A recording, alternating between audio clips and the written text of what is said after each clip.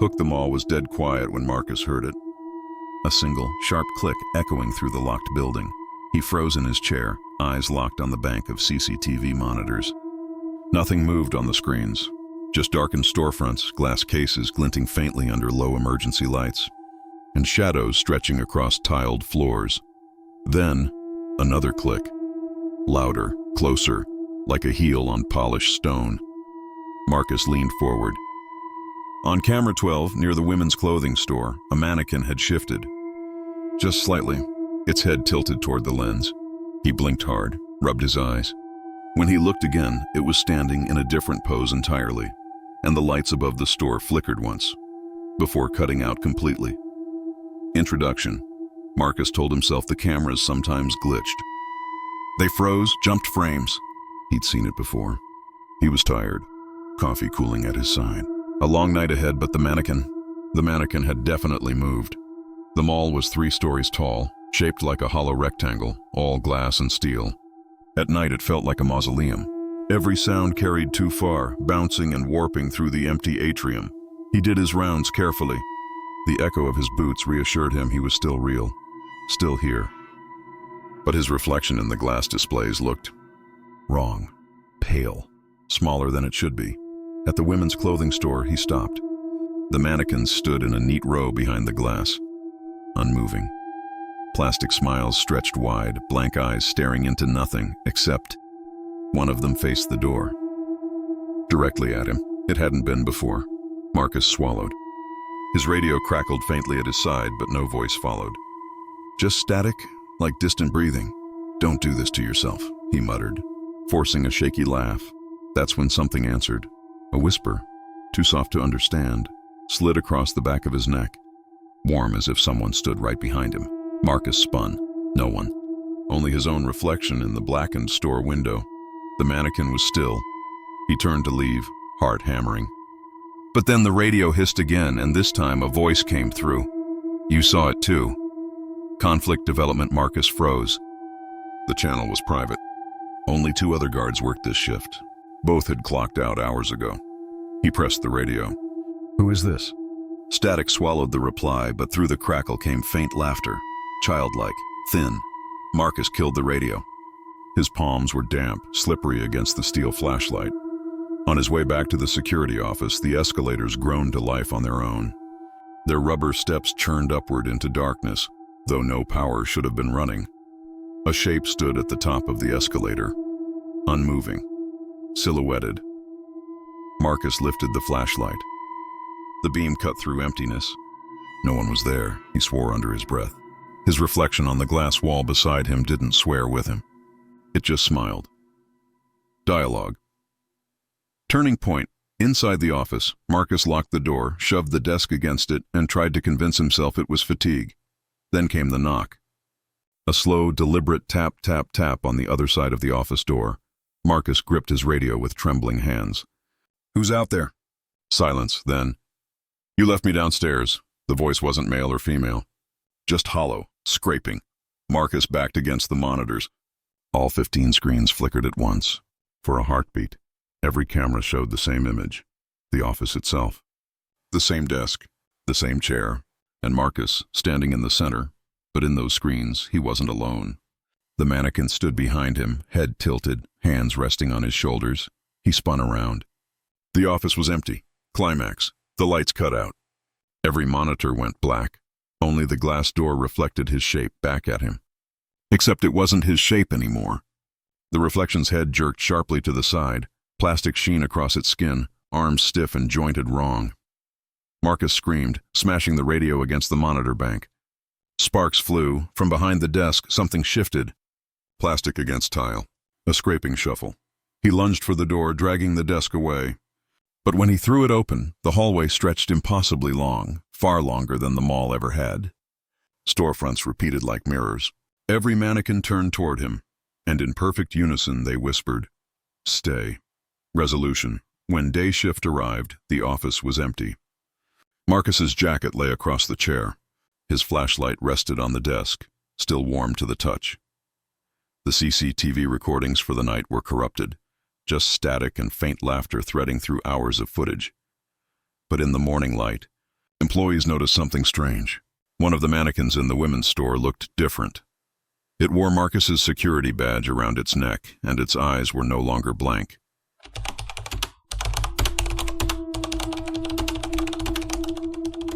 The graveyard shift at St. Paul's Hospital was the quietest job Dennis ever had. Too quiet.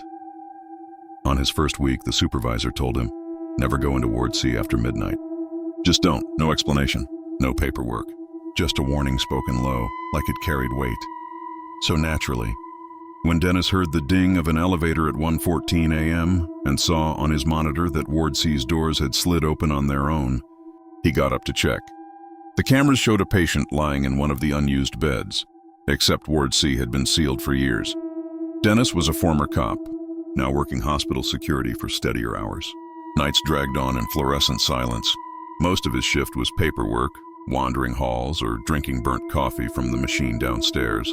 The hospital never slept, but parts of it felt dead. The East Wing, the old wards. Places built decades ago, abandoned after funding cuts. Ward C was one of them. A long corridor of empty beds, sealed with a heavy door and a laminated "Do Not Enter" sign. Yet on the grainy camera feed, bed 6 was occupied. The sheets tucked neat. A pale figure lying still beneath them. Dennis told himself it was a glitch. Old feeds sometimes recycled. Still, he grabbed his flashlight and went. The door to Ward C opened easier than it should have, the lock already undone. Dust lingered in the air, stirred by a faint draft. Dennis swept the flashlight across cracked tiles and peeling paint. All beds were stripped bare, except one. Bed 6. The sheets were pristine white, as if freshly laundered. The figure beneath them breathed shallowly, the blanket rising and falling in slow rhythm. Dennis's mouth went dry. "Sir, ma'am." No response. He stepped closer. His boots echoed, though the air felt muffled, like sound didn't travel right. The figure under the sheet shifted. "Help me." Dennis froze. The voice was weak, scratchy. "Who's there?" The sheet rippled. Cold. So cold. Dennis's instinct screamed to pull the blanket back. But when he reached for it, his fingers brushed something rigid underneath. Not flesh. Plastic. He yanked the sheet away. A CPR training dummy lay there, pale and lifeless. Its painted eyes stared blankly up at him. Then its lips moved. "Stay with me." Dennis staggered back, dropping the sheet. Every bed in the ward was now occupied. Silent figures lay beneath the covers, shapes that hadn't been there moments before. The air smelled of antiseptic and iron. The intercom overhead crackled to life. "Code Blue, Ward C," Dennis's radio buzzed. "Dennis, where are you?" "You're not supposed to..." Static swallowed the voice. The beds began to stir. Blankets shifting, arms twitching beneath fabric. One by one, the patients sat up, heads lolling unnaturally, faces obscured by shadow. Dennis bolted for the door, but the hallway wasn't there anymore. Just another row of beds, stretching endlessly. The figures turned their heads toward him. Mouths opened wide, not to scream but to inhale. A single collective breath that pulled the air from the room. Dennis gasped, chest tightening. His flashlight flickered, sputtered. From the far bed, one figure whispered louder than the rest. "You left us here." He stumbled backward. "No, I wasn't even..." "Left us to rot." Their voices overlapped, rising. Not angry, but desperate. Pleading. The dummy in bed 6 slid silently off the mattress and stood upright, its joints bending wrong. Dennis ran. His legs carried him down the endless corridor. But no matter how far he went, the ward repeated. Doors and beds in the same order. The patients followed, feet dragging. Whispering, he burst through a door at last. Back into the security office. Panting, he slammed it shut, locked it. His hands shook so violently he almost dropped the keys. The monitors flickered. Every camera showed Ward C, all beds filled. In the center bed lay Dennis, his body still. Eyes open, staring directly into the lens. On the office wall, the intercom buzzed once more. "Code Blue, patient deceased." Day staff found Dennis's chair empty at 6 a.m. His jacket hung neatly on the hook.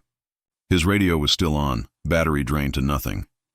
When technicians reviewed the overnight footage, Ward C's feed showed static. Except for 1 second. At 3:33 a.m., a frame flickered. A man, sitting calmly in bed 6, staring at the camera. He looked exactly like Dennis.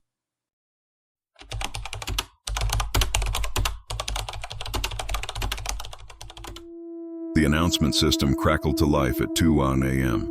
Dennis's replacement, a younger man named Eli, had been warned that the train station closed at midnight sharp. No more departures, no more arrivals, but the intercom disagreed. Now boarding.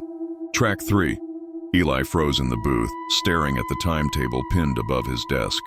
Track 3 hadn't been used in 15 years, and when he looked at the monitor, the platform lights were on. A train had arrived. The station was a relic. All iron beams, vaulted ceilings, and stained glass windows. By day, it bustled with commuters and students. By night, it belonged to Eli alone. He walked the platforms with his flashlight, the silence broken only by dripping pipes and the occasional scurrying rat.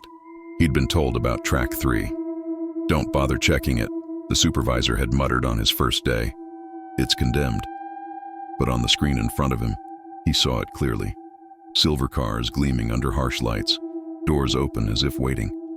Curiosity burned. Fear, too. But curiosity won. Eli left the booth and followed the echo of static announcements toward the forbidden platform. The air grew colder as he descended the stairwell. His breath fogged under the fluorescent glow. Track 3 stretched out, immaculate and wrong. The tiles weren't cracked like the others. The air smelled faintly of coal and old perfume. The train waited. 6 cars long, gleaming like it had just been polished. Eli called out, "Station's closed."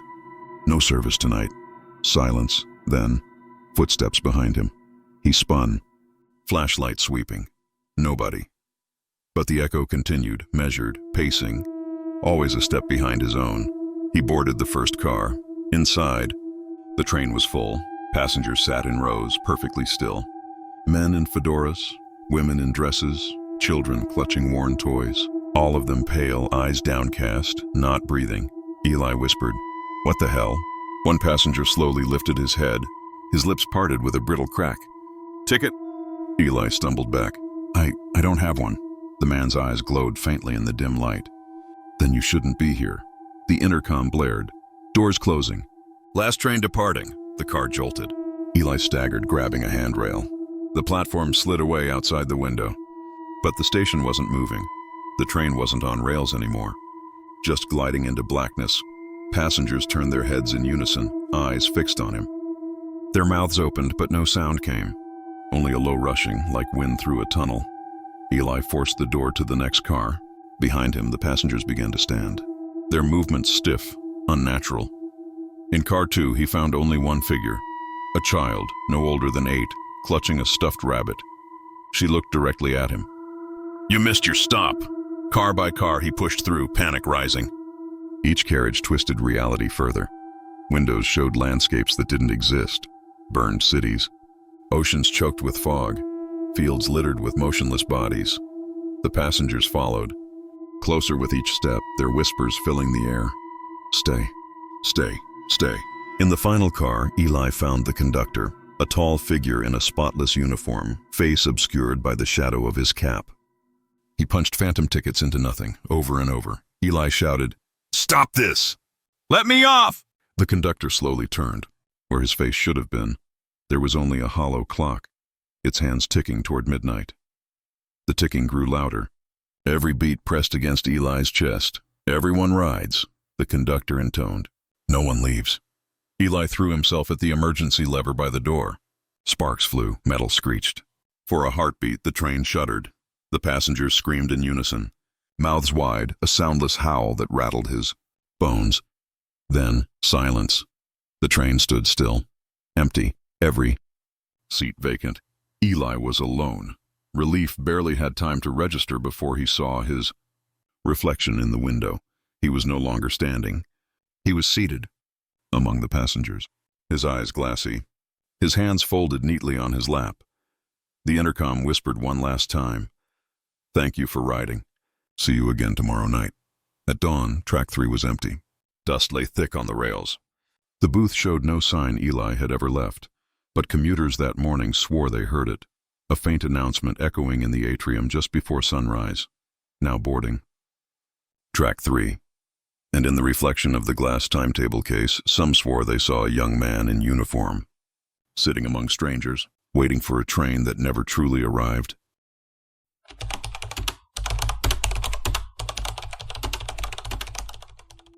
The museum was silent when the glass shattered. Andrew jolted awake at his desk, coffee spilling across security reports. The motion alarm flashed red, pointing to Hall B, Ancient Civilizations. He checked the monitors. One display showed a single glass case cracked down the middle. Inside it stood a figure draped in burial cloth, face covered by a golden mask. The mummy hadn't been unwrapped in 3,000 years, and now the mask was tilted upward, as if staring into the camera. Andrew was a night guard at the City Museum, a job he liked because it was simple. A few patrols, monitor the cameras, keep the air steady and still, but Hall B always unnerved him. The exhibits were too lifelike, statues frozen mid-stride, weapons still sharp, masks painted with expressions that hadn't faded. He walked the hall often, never lingering. The glass cases gleamed in the low light, protecting relics older than the building itself. Tonight, though one case wasn't right, the gold-masked mummy, centerpiece of the collection, stood at a new angle, and the crack in the glass hadn't been there before. Andrew's flashlight cut across polished floors as he entered Hall B. His footsteps echoed against marble columns. The case loomed ahead. The glass was unbroken now, smooth, whole, but the mummy's head was tilted. He checked his radio. "Control? I think we've got..." Static. A whisper followed, not through the radio but close. Directly behind him. "Who watches the watcher?" Andrew spun. Empty air. When he turned back, the mummy's mask was pressed against the inside of the glass, inches from his face. Andrew stumbled back. No, that's impossible." The mask's lips moved beneath centuries of dust. "Release me." Andrew bolted, but the museum's lights cut out in sequence, plunging halls into shadow one by one. Only Hall B remained lit. The glow of the exhibit cases pulsed faintly, as if breathing. His radio hissed again, this time a voice that wasn't his supervisor. "You're already part of the collection." The exhibits were no longer still. Statues had shifted. Bronze warriors stood with spears angled toward him. A clay mask hung against the wall, now leered with an open mouth. Andrew raced between cases, but every turn led back to the gold mask. Always waiting, closer each time. Glass cracked as he passed, not breaking outward but inward, as though something inside was eager to escape. Whispers followed him in every tongue, Latin, Egyptian, something far older. Yet somehow he understood. Stay. Watch with us. Forever. Andrew locked himself in the curator's office, chest heaving. He shoved a chair against the door and grabbed the landline. Dead. The monitors in the office flickered on. Not CCTV, but grainy black and white film. They showed the museum years ago. Guards just like him, walking the same halls. One by one, each paused, turned, and vanished from sight, only to reappear later inside glass cases, preserved like artifacts. On the center screen, Andrew saw himself. Standing frozen in Hall B, masked, displayed. "No," he whispered. "That's not me." The office lights dimmed. Behind him, glass cracked. The mummy was inside the office now. The mask gleamed inches away. Andrew raised his flashlight like a weapon. "Stay back." The mask tilted. "You watch. You guard. But who guards you?" The glass spread across the floor like water. Reflections warped. Dozens of Andrews stared back at him, each one masked, each one motionless. He tried to run, but his legs grew heavy, joints locking. His arms stiffened at his sides. Breath caught in his throat. In the reflection, his own face was hidden behind a golden mask. Morning staff found the museum undisturbed. No broken cases, no alarms triggered, but in Hall B, a new exhibit appeared overnight. A glass case, unlisted on the tour maps. Inside stood a man in a security uniform, eyes hidden beneath a golden mask. His ID badge read Andrew Keller. Visitors who passed swore they saw the mask's lips move, just enough to whisper, "Who watches the watcher?"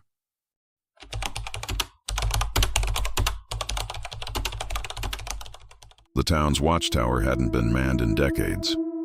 But tonight, Daniel sat in the narrow booth at its peak, scanning the dark valley below. He wasn't sure why the city had reinstated overnight patrols. The radio call had been brief. Just keep an eye out. Don't ask questions. So Daniel sat alone, surrounded by windows on all sides, lantern light flickering, radio buzzing faintly. At 2 a.m., he spotted movement, not below, not outside, inside the tower, reflected in the glass. The tower was built a century ago, stone walls and iron stairs leading to a cramped observation room. By day, tourists climbed it for a view of the valley. By night, Daniel had it to himself. The routine was simple: log the hours, scan the valley, report unusual activity. But nothing moved in the valley. It was too quiet, as though the whole town had emptied.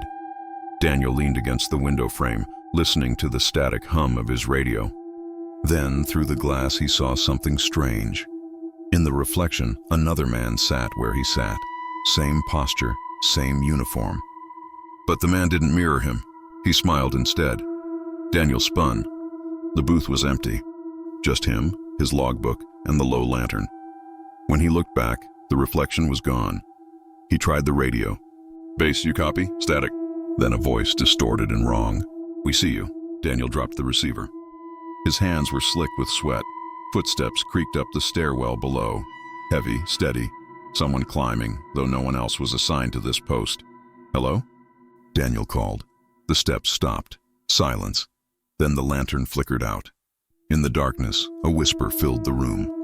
"You've been watching us all along." Daniel's breath caught. "Who's there?" The windows reflected not one figure, but many.